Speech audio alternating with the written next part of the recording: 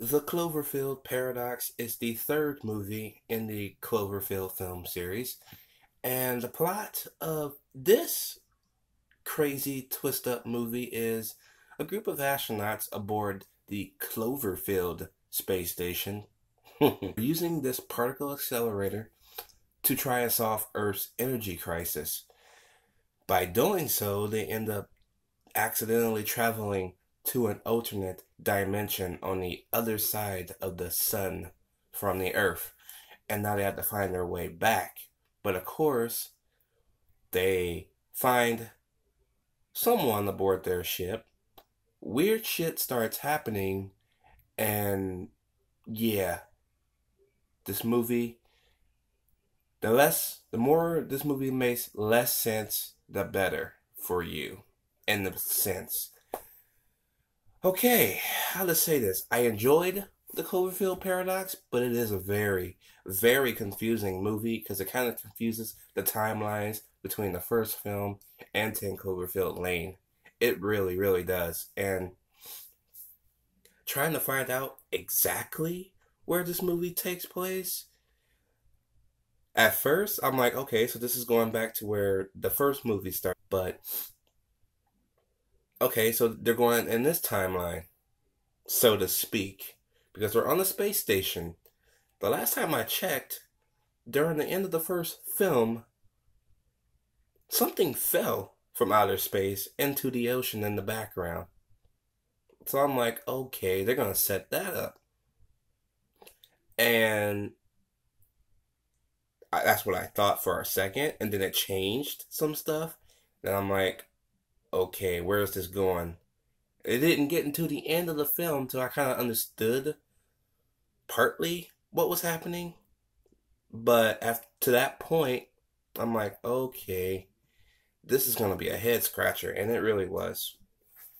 So for people who have hard times trying to follow movies, especially when the plot is the most narrative part about the first movie, and then this one is trying to bridge the gap between this one, the first movie, and the second. I didn't really find too much, if anything, about the second movie in this film.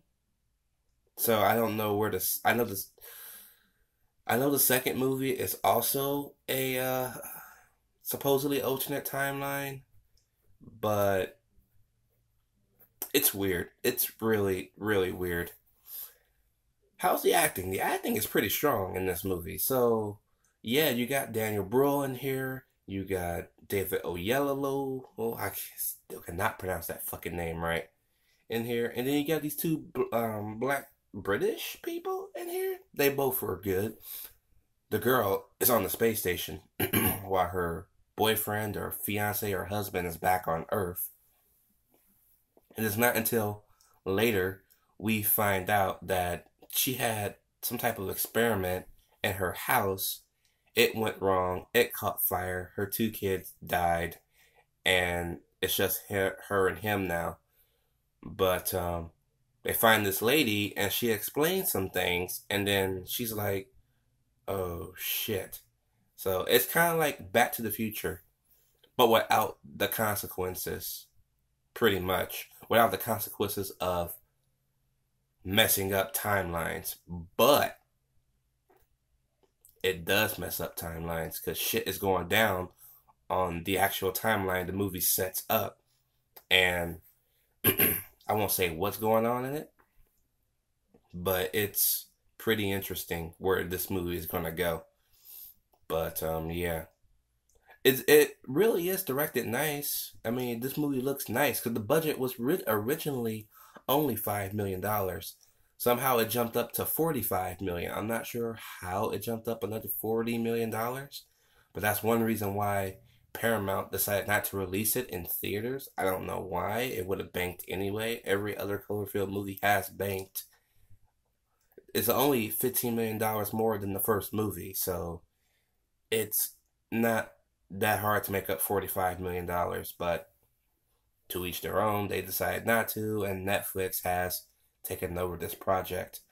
And I feel like this is going to be our future, watching theatrical release movies on Netflix.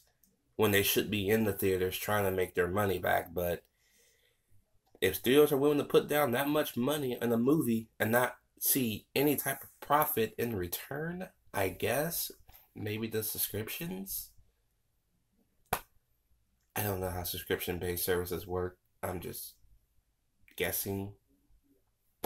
Then by all means, but it's kind of wasted potential, especially when there's actually good movies that could be out like that.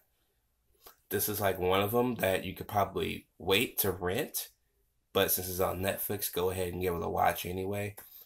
But above all else, besides the confusing timeline, I did have a good time watching this movie, and I will give the Cloverfield Paradox a C plus, only because the confusingness of it, and it might not sit with everybody well. Everybody's probably going to be confused as to what the hell is going on.